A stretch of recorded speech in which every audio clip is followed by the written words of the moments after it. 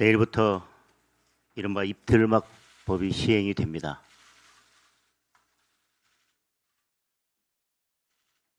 오늘 최고위원회 시작하기 전에 저희들이 이 법의 부당함을 알리기 위해서 검정색 마스크를 쓰고 입장을 했습니다.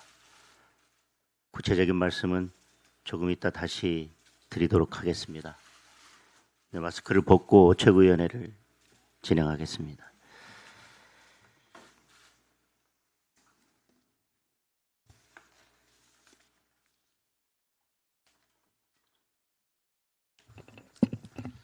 먼저 특검에 대한 말씀을 드리겠습니다.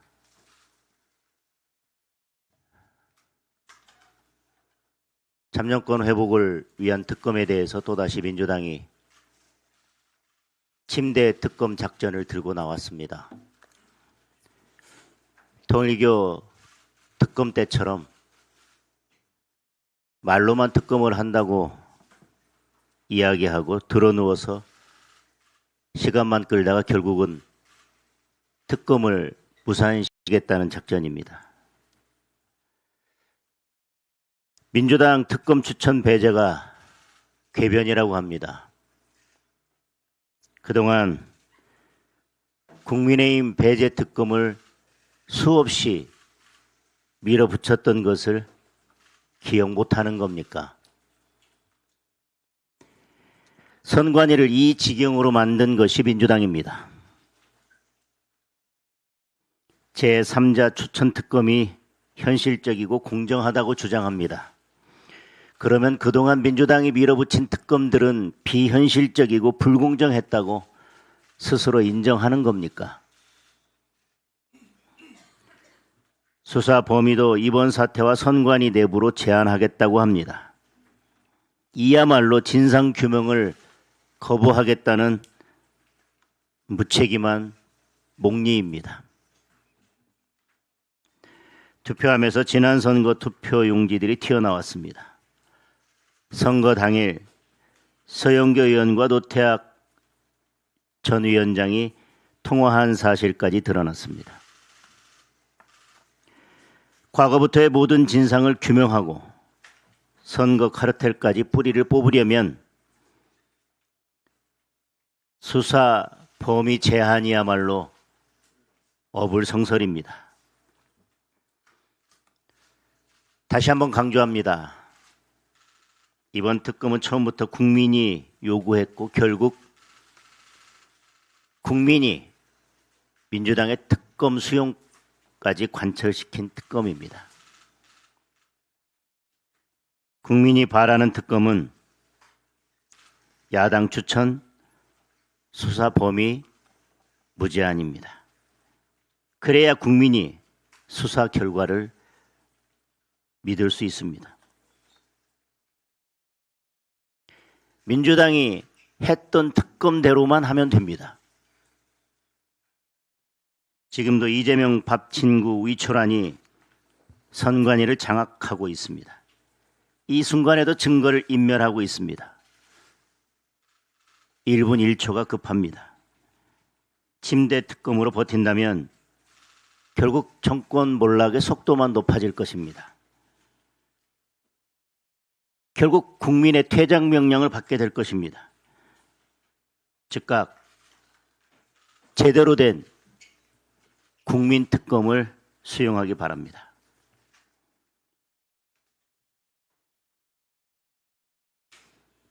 민주당이 법사위를 독식한 것으로 모자라서 사실상 필리버스터를 없애고 패스트트랙을 강화하겠다고 합니다.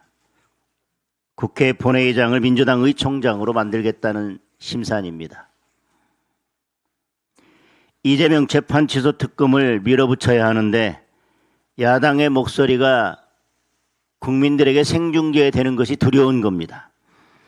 검찰을 해체하고 보안 수사권까지 박탈하면서 국민이 그 진상을 알지 못하도록 막겠다는 것입니다. 이대로 가면 이재명 재판 모두 취소될 것입니다. 이재명과 민주당의 권력형 비리 수사는 올스톱될 것입니다. 최근 광주 여고생 피살 사건만 봐도 이재명 사법 쿠데타의 피해는 고스란히 국민들에게 돌아갑니다. 최고위원회를 시작하면서 말씀드렸지만 내일부터 개정 정보통신망법, 소위 입틀막법도 시행됩니다.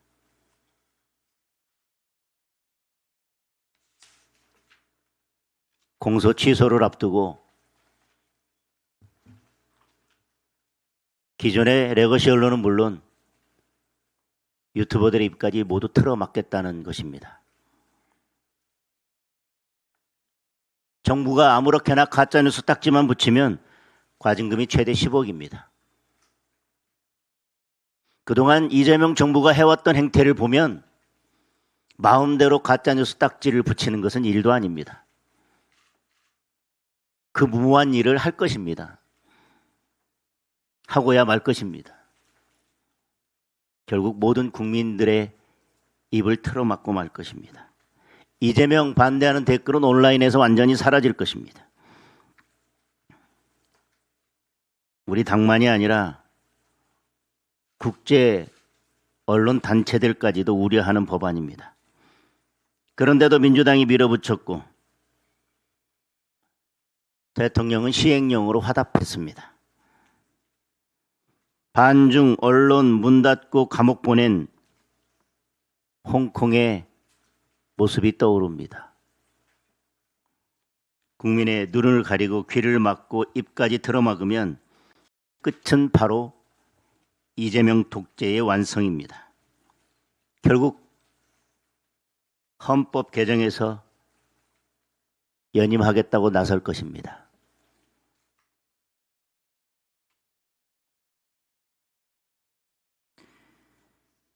지금 이야기하는 원포인트 개정, 헌법 개정도 아마 그를 위한 빌드업일 것입니다. 국민의힘은 정보통신망법을 다시 개정해서 국민의 자유를 지키고 올바른 검찰 개혁안을 추진해서 국민을 보호하겠습니다. 국민을 지키는 법을 만들고 권력을 지키는 법은 막아내겠습니다. 경제위기 관련해서도 한 말씀 드리겠습니다. OECD가 우리 경제에 경고장을 보냈습니다. 내년 성장률 전망치를 1.9%로 낮춰 잡았습니다. 정부 부채 비율 전망치를 수정해서 내놓으면서 이미 정부 부채 비율이 GDP의 50%를 넘었다고 밝혔습니다. 부동산 세제부터 교육, 노동, 연금, 재정까지 전방위적인 구조개혁이 시급하다고 진단했습니다. 실제로 지금 우리 경제는 벼랑 끝에 있습니다. 작년 사업자 폐업이 100만에 육박하면서 폐업률이 8.64%에 달했습니다. 소상공인 주요 업종 폐업률은 11.08%로 두 자릿수를 기록했습니다. 자영업자 대출 잔액은 1,000조 원을 넘었고 연체는 22조 원에 달합니다.